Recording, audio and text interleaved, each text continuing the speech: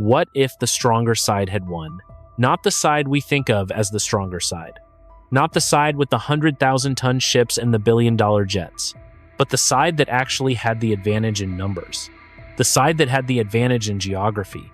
The side that had more to gain and less to lose. Imagine a giant standing in a very narrow hallway.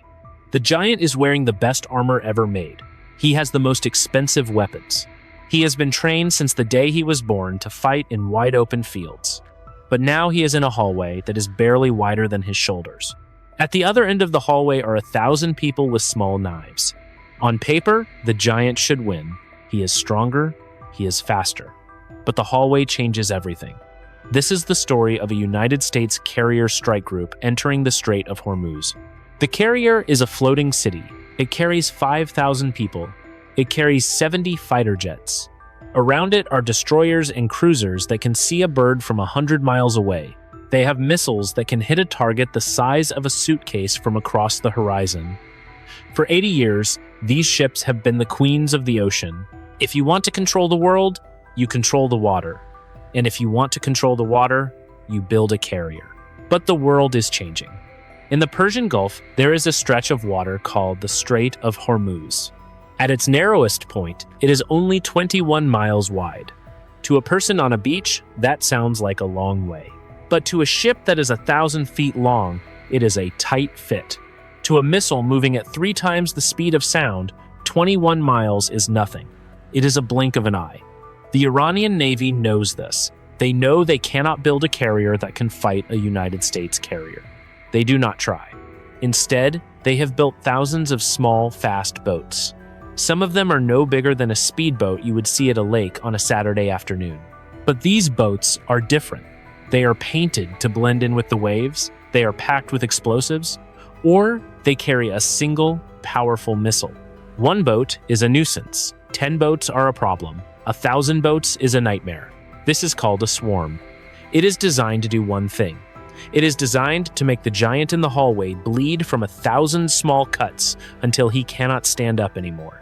Before the first shot is fired, the world is already on edge.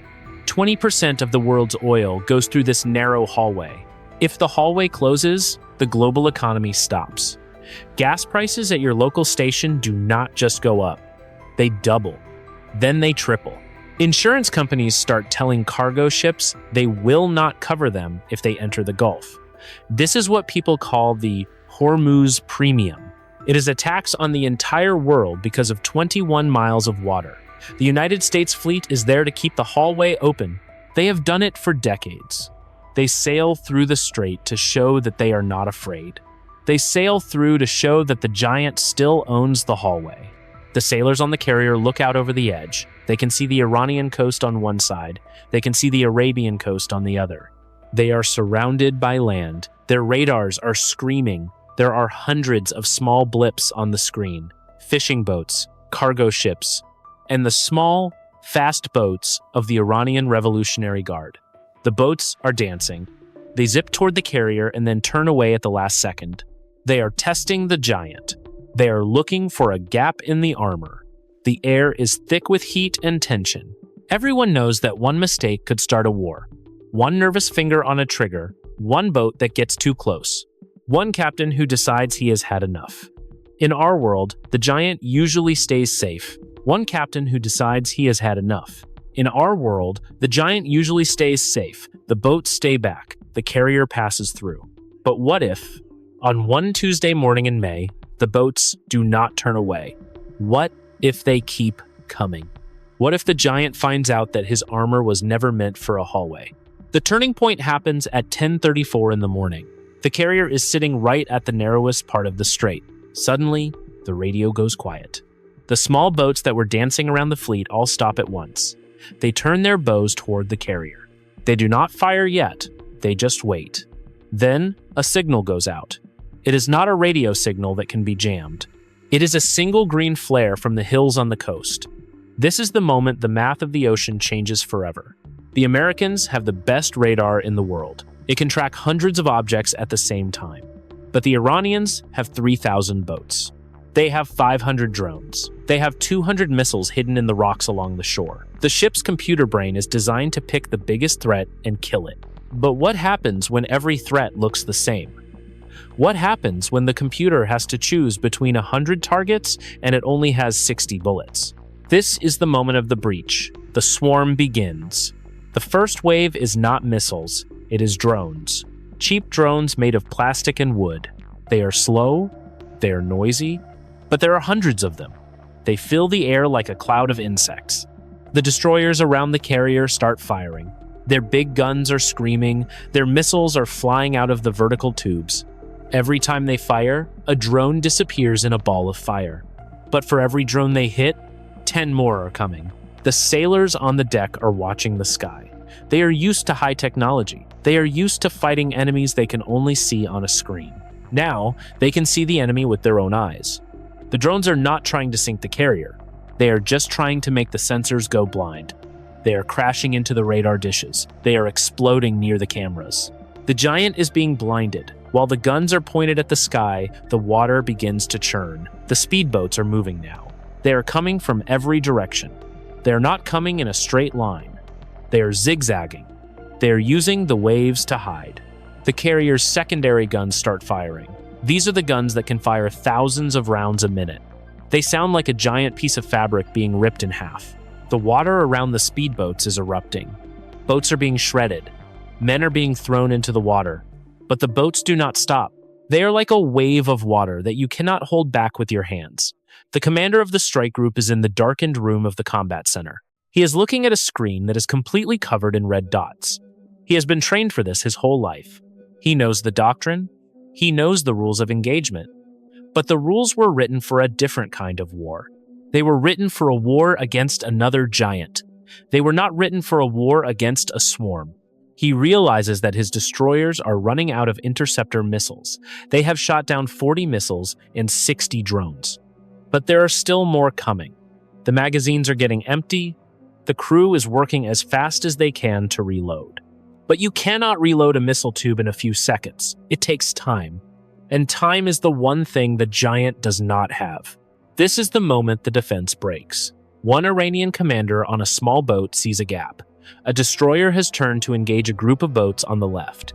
The right side is open for a few seconds. He gives the order. His boat carries 2 long missiles. They are old technology. They are slow compared to the new stuff, but they are close. He fires.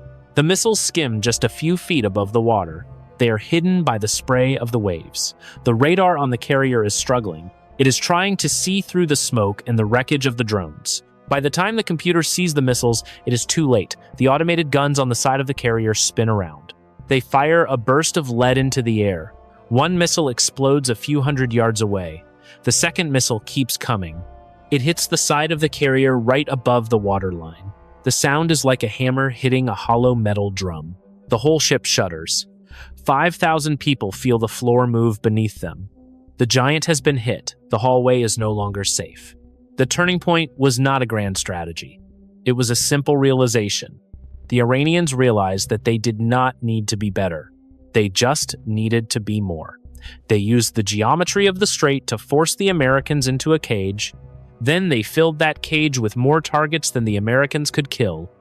The first hole in the hull is small, but it is the end of the world as we know it. The first 30 minutes are pure chaos. A carrier strike group is designed to fight a war from hundreds of miles away. Now, the war is happening 50 feet away. The fire from the first missile hit is spreading. Smoke is thick on the hangar deck. Damage control teams are rushing into the heat. But they are not just fighting fire. They are fighting gravity and time.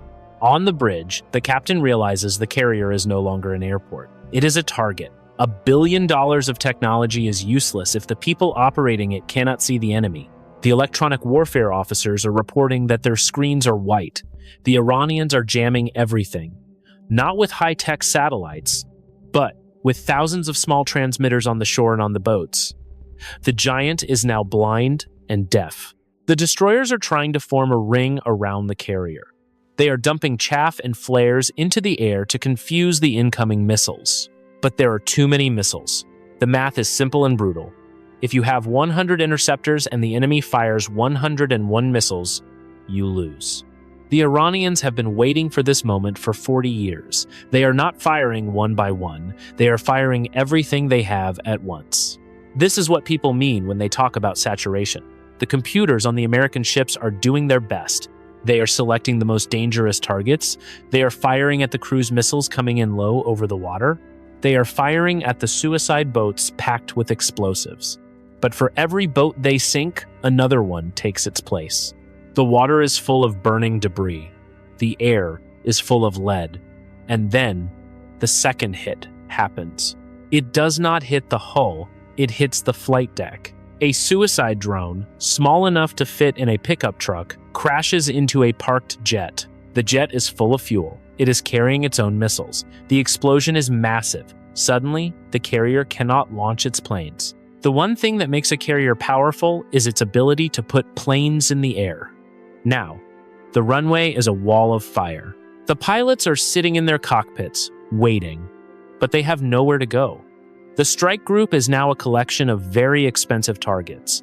They are trapped in the hallway, and the knives are getting closer. Outside the strait, the world is starting to notice. The first videos are hitting social media. Fishermen on the coast are filming the smoke on the horizon. In London and New York, the price of oil starts to climb. It does not go up by cents. It jumps by dollars every minute. The computers that trade oil see the smoke and they panic. The global economy is built on the idea that the hallway is always open. Now, that idea is dying. The immediate consequence is not just a damaged ship. It is the realization that it was a symbol of power that no one would dare to touch. But the swarm does not care about symbols. It only cares about the math. And right now, the math is on the side of the knives. The giant is bleeding, and he is alone. The other ships in the group are fighting for their own lives. A destroyer on the edge of the formation takes a hit in the engine room. It starts to slow down. It falls behind. This is exactly what the swarm wants. They separate the ships, they pick them off one by one.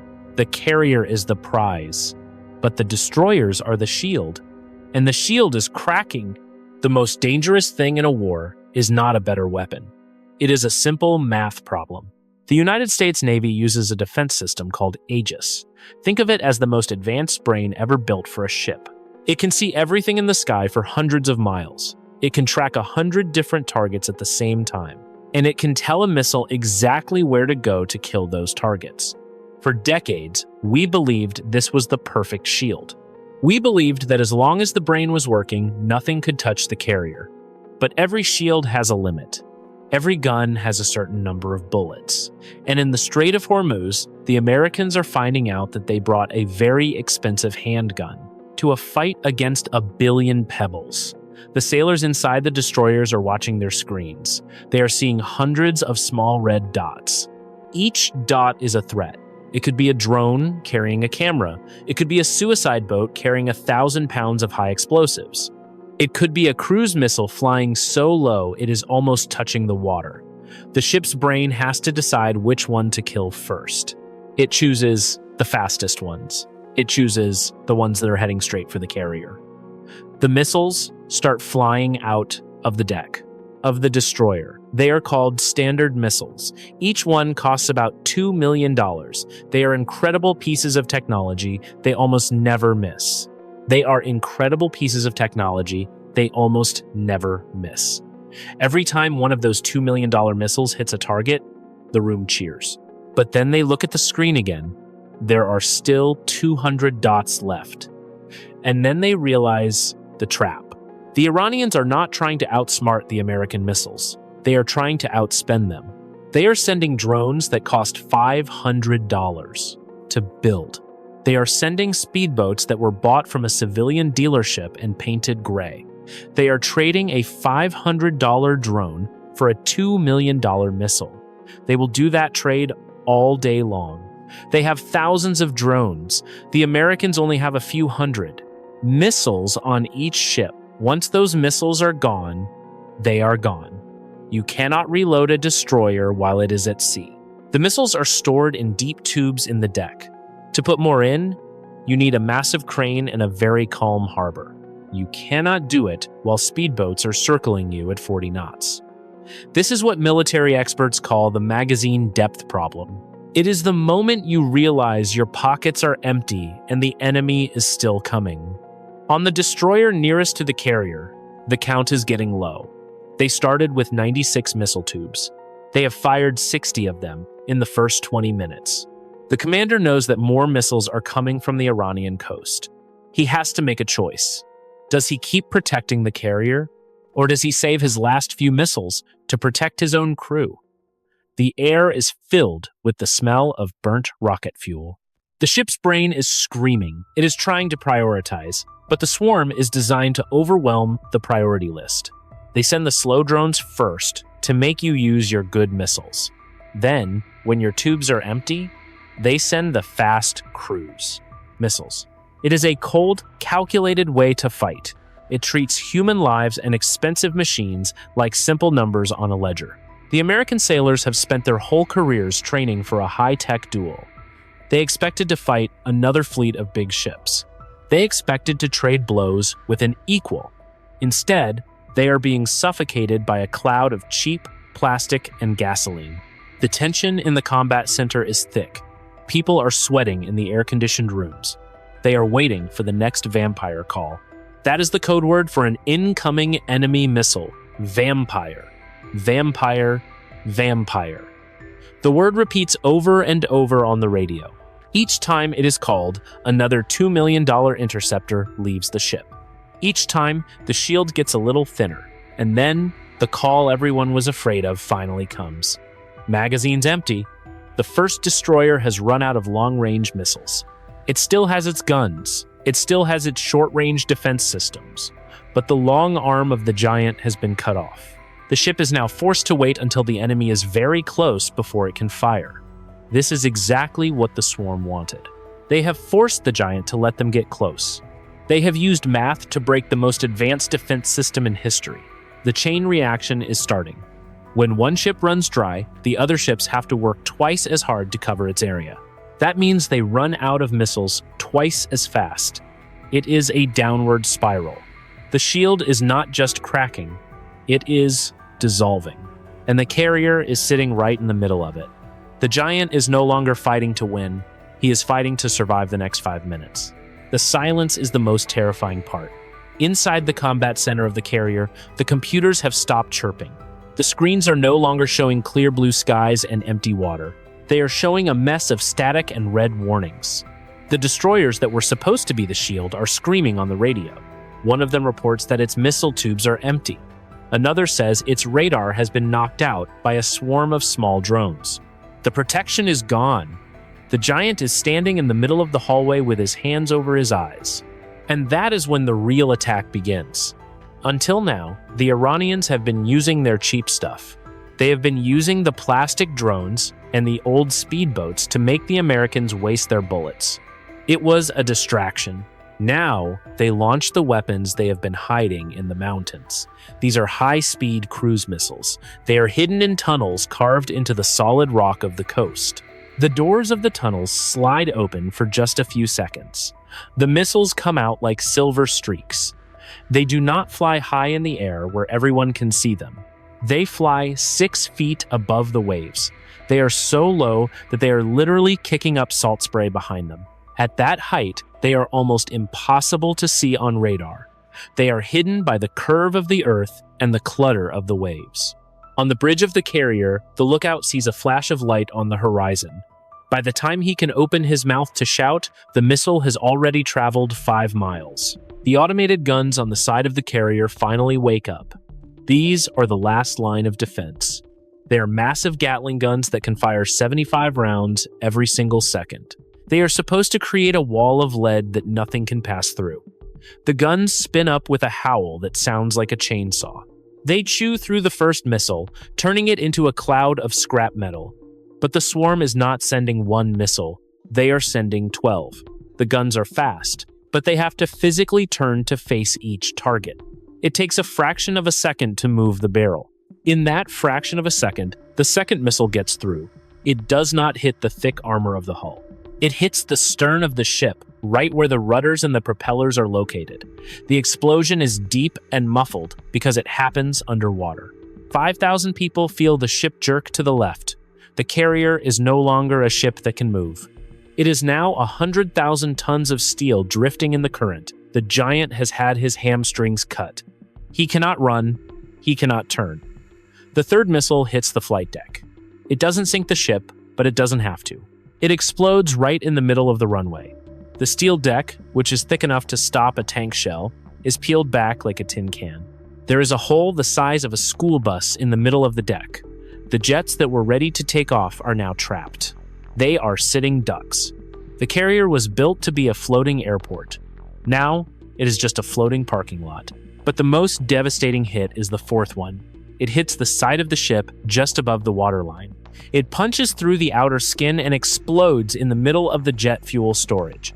There is a sound that no one on that ship will ever forget. It is not a sharp bang. It is a low, heavy roar that vibrates in your very bones. The ship begins to tilt. Sailors call this a list. When a ship that big starts to lean, everything changes.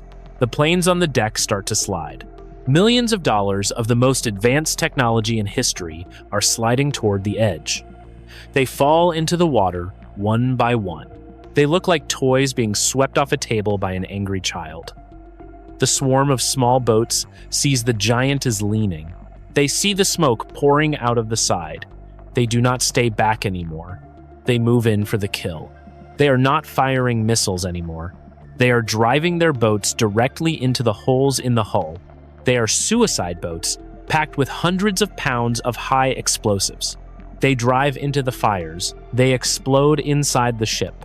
The interior of the carrier becomes a maze of smoke and heat. The power goes out. The lights flicker and die. The only thing the sailors can hear is the sound of the water rushing into the lower decks. The most expensive military platform ever built is being destroyed by things that cost less than a luxury car. The math of the ocean has been settled in 30 minutes. The era of the supercarrier ended on a Tuesday morning in the heat of the Gulf. The giant is not just bleeding, he is falling. And as he falls, he is pulling the rest of the world down with him. While the carrier is still leaning and the fires are still burning, the world outside the strait begins to change. The news travels faster than the missiles. A fisherman on the coast of Oman records a video on his phone. He captures the thick black smoke rising against the blue morning sky. He captures the sound of the explosions echoing off the cliffs. He uploads it to the internet. Within 10 minutes, the video has 10 million views.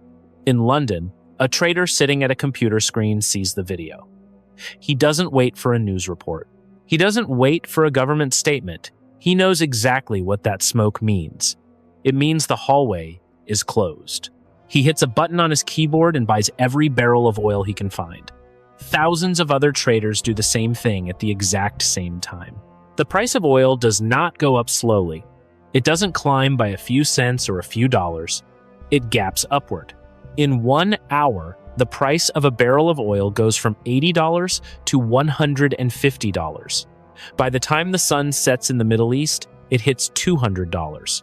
This is the Hormuz premium. It is the price the world pays for the risk of war. But it isn't just about the price of gas. It is about the entire way the modern world works.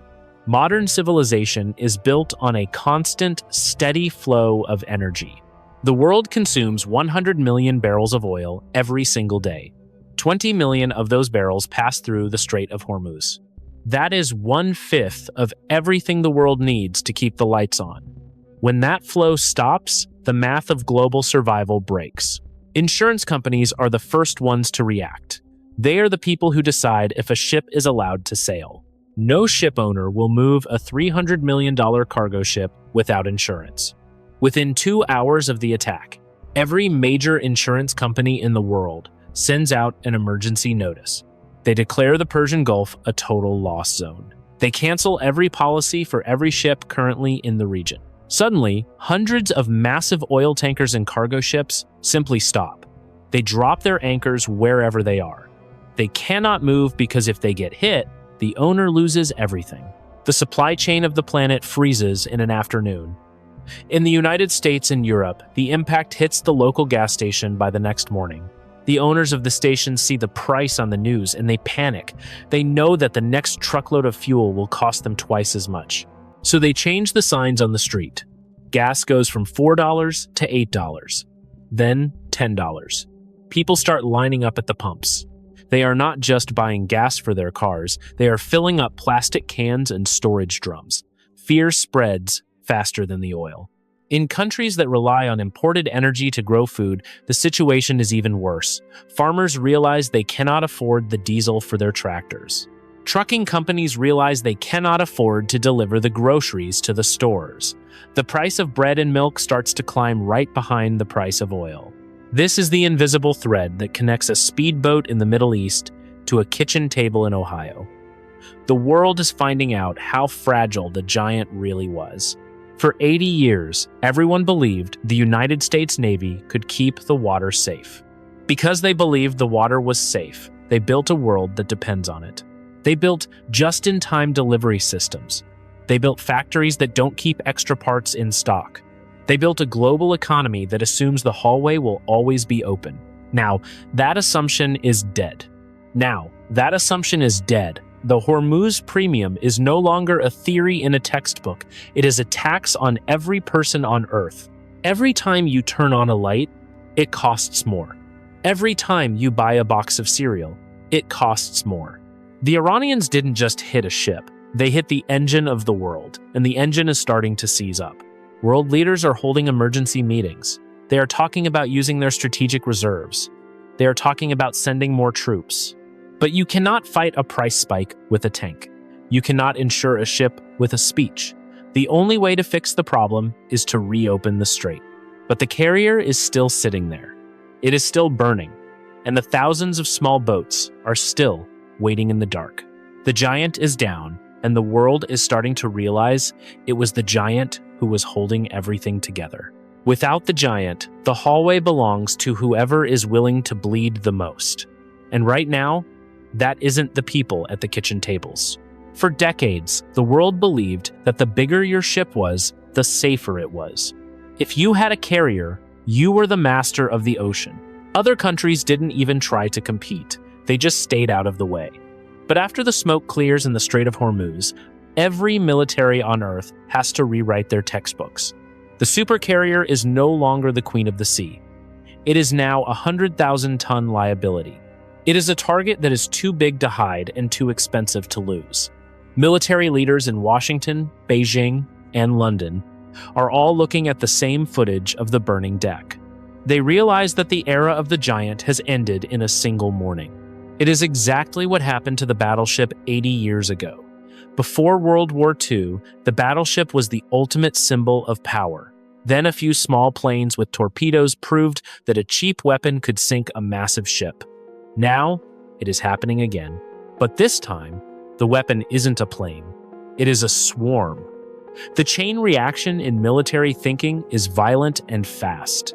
Navies around the world stopped their plans to build more massive ships. They look at the billions of dollars they were going to spend on one carrier. They realized they could spend that same money and build 10,000 drones instead. They could build 1,000 small, fast, robotic ships. This is the birth of the Cloud Fleet. In the old world, you put all your power in one basket. If that basket broke, you lost everything. In the new world, you scatter your power across the entire ocean.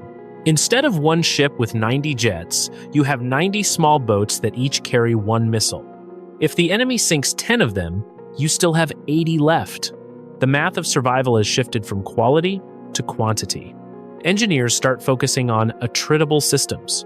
That is a fancy way of saying things we don't mind losing. They stop trying to make the perfect armor.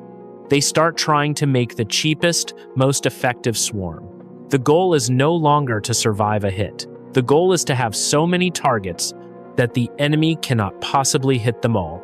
This changes how we think about technology. For a long time, we thought more technology meant more expensive. Now, we realize that the most dangerous technology is the kind that is cheap and easy to mass produce. The Hormuz premium was the economic shock, but the Hormuz lesson is the military shock. It is the realization that a billionaire can be defeated by 1,000 people with $100 each. Every coastline in the world suddenly feels more dangerous for a big navy. If Iran could do this in a narrow strait, can other countries do it in the open ocean? The answer is likely yes. Drones are getting faster, missiles are getting smarter, and carriers are not getting any smaller. The United States Navy begins a massive project to change its entire structure. They call it distributed lethality. They stop grouping all their ships around one carrier.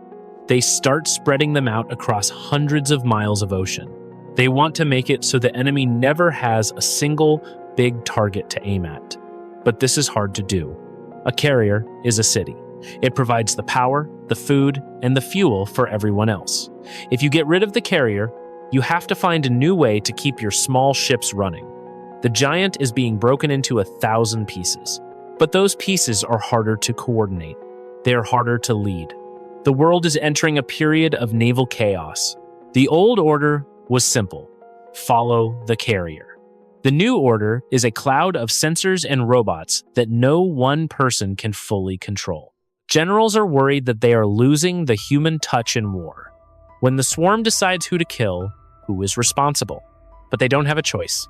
If they don't build a swarm of their own, they will be the ones standing in the hallway when the knives come out. The military evolution is moving toward a world of invisible wars. Wars fought by machines against machines. Wars where the side with the best algorithm wins, not the side with the biggest ship.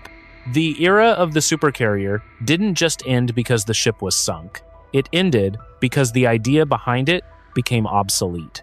The giant fell, and now everyone is trying to figure out how to be the most dangerous swarm. 50 years have passed since the morning the giant fell in the Strait of Hormuz. The world did not end that day, but it did get much smaller. If you walked through a coastal city today, you would see a world that looks very different from the one your grandparents knew. In the old world, the ocean was like a massive, open highway. It was a blue space that belonged to everyone because one navy made sure the rules were followed. You could buy a phone in Chicago that was made in how it got to your door. You just assumed the path was safe. Now, that assumption is a memory. The ocean is no longer a highway. It is a series of walled gardens and toll booths. We live in the age of the regional ocean. The fall of the carrier strike group proved that no ship, no matter how expensive, can survive a swarm. So, nations stopped trying to build big ships. Instead, every country with a coastline built its own swarm. They built tens of thousands of small, robotic eyes that never sleep. They built sea walls made not of concrete, but of sensors and missiles. If you want to move a cargo ship from one side of the world to the other today, it is a very different journey. You don't just sail, you negotiate. A ship leaving a port in Asia has to pay for protection from 3 different regional swarms, just to get to the halfway point. Each region has its own rules. Each region has its own price. This has changed everything about how we live our daily lives. In the old world, we had just-in-time delivery. Parts arrived exactly when the factory needed them. Today, we have just-in-case delivery. Every country has massive warehouses filled with 5 years' worth of food, fuel, and microchips. They have to, because they never know when a regional conflict might close a hallway for 6 months.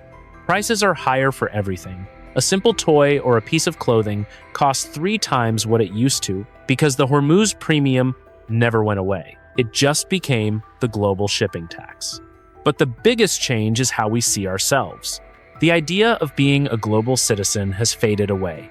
In the old world, people felt connected to the whole planet because the ocean brought us everything we wanted. Now, life is much more local. If you live in Europe, you wear clothes made in Europe and eat food grown in Europe. If you live in the Americas, you do the same. The long, thin threads that used to tie the world together have been cut. We have moved back to a world of regional empires. The United States is still a great power, but it is no longer the world's policeman. It guards its own waters with a cloud fleet of 1,000,000 drones. It is a silent, invisible wall that nothing can cross without permission. Other countries like China and India done the same. The oceans are actually much quieter now than they were 50 years ago. The constant thrum of thousands of massive engines has faded. The great whales and the deep-sea fish have returned in numbers we haven't seen in centuries. But for humans, the water has become a place of mystery and fear again. We no longer look at the horizon and see a path to adventure. We look at the horizon and see a boundary. We see a place where the machines are always watching. The era of the human sailor is mostly over. The ships that do cross the deep water are almost entirely robotic. They are designed to be attritable. That means if a swarm sinks one, the company just launches another one the next day. There are no crews to mourn. There are no heroes to celebrate. War has become a struggle between algorithms. It is a cold, mathematical game played out in the dark, cold water. People look back at the era of the supercarrier the way we look back at the age of castles. It seems like a strange time when we thought a single, massive thing could stay safe forever. We learned that the giant was only strong as long as everyone else agreed to play by his rules. Once the swarm broke the rules, the giant had nowhere to hide. The new world is safer in some ways, because big wars are harder to start when you can't move a big army across the sea. But it is also a lonelier world. We are all tucked away in our own corners of the map, watching the swarms dance on the edge of the water. The hallway is still there, but now everyone has a knife. 1,000 years is a very long time. But some scars never really go away. They just become part of the land and the water. When historians in the year 3000 look back at our time, they will see a massive break in the story of humans. They will talk about the time before the hallway and the time after. For almost 500 years, humans lived in what they will call the Blue Age. It was a time when we looked at the ocean and saw a bridge. We saw a way to connect every city on every continent. We built ships that were larger than the cathedrals of old. We believed that if we could control the water, we could control the world. And for a while, we were right. The United States Carrier Strike Group was the peak of that belief. It was the most powerful thing we ever built to show that we owned the horizon. But the long shadow of that Tuesday morning in the Gulf changed the soul of our species. The fall of the giant was the moment we realized that the ocean is not a bridge. We realized that the ocean is a wall that can be defended by anyone with enough cheap tools. This realization ended the global era forever. 1,000 years from now, there is no such thing as a global economy. People do not buy things made 10,000 miles away. The very idea of a supply chain that crosses an ocean seems like madness to them. They look at the old maps of our shipping lanes and they shake their heads. To them, we were like people trying to walk across a field of landmines just to get a cheaper loaf of bread. In the New World, civilization has moved back into the deep interiors of the continents. The great coastal cities of our time are mostly empty ruins. They are too hard to defend. They are too close to the swarms. Humanity has become a land species again. We build massive trains that move through tunnels deep underground. We build cities in the mountains and the plains. We look inward toward our own neighbors instead of outward toward the sea. The ocean has become a quiet, lonely place. It belongs to the robots now. There are millions of small, solar-powered drones that have been circling the water for centuries. They were built by countries that have long since disappeared. But the machines do not know that. They are still waiting for a target. They are still watching for a giant that will never come back. This has changed how we think about power. In our time, power was about how far you could reach. In their time, power is about how well you can hide. The most successful nations are the ones that no one can find. They are the ones that have no central heart for a swarm to hit. They are distributed. They are like a mist that you cannot grab with your hand. The long shadow of the hallway also killed the idea of the hero. In the Blue Age, we had captains and admirals. We had stories of brave men standing on the decks of great ships. But you cannot be a hero against a swarm. You cannot fight an algorithm with courage. War became a chore for the engineers. It became a boring game of math and energy. Eventually, people just stopped caring about war at all. They realized that there was no glory in being deleted by a $5 drone. So they stopped building the tools of war. They stopped trying to conquer each other. They stayed in their own corners of the earth, and they worked on their own lives. The fall of the giant was the end of the dream of a united planet. But it was also the beginning of a much more stable world. A world where no one can be a bully because everyone has a knife. A world where the hallway is always closed to everyone. We traded our freedom to roam for the safety of our own homes. We stopped being explorers, and we became gardeners. And that is how the story of the sea ends. It ends with a quiet splash in 1,000 years of silence. The giant is at the bottom of the strait, the hallway is empty, and the world is finally at peace because it is finally apart. We look back at this story and we see a tragedy. We see the smoke and the fire. But beyond the destruction, there are 3 things we can learn from this scenario. These are not lessons for generals or politicians. They are lessons for anyone who wants to understand how the world actually works.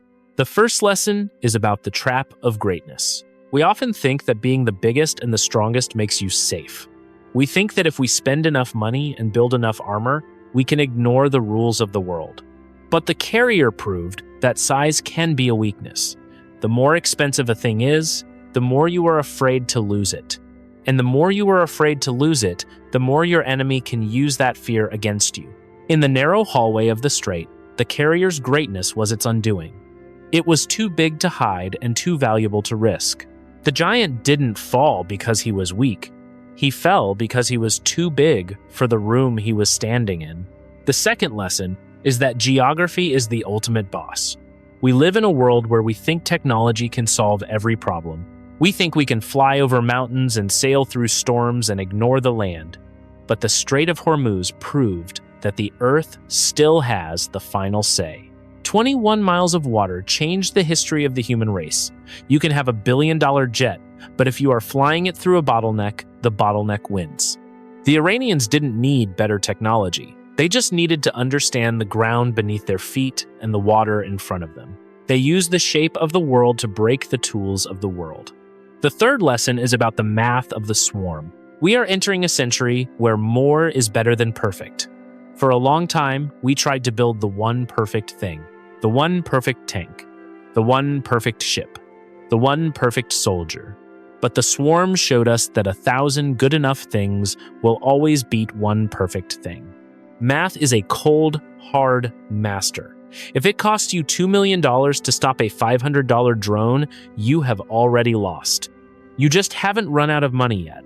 The future belongs to the side that can make the most mistakes and keep going. The giant could not afford even one mistake. The swarm could afford 1,000.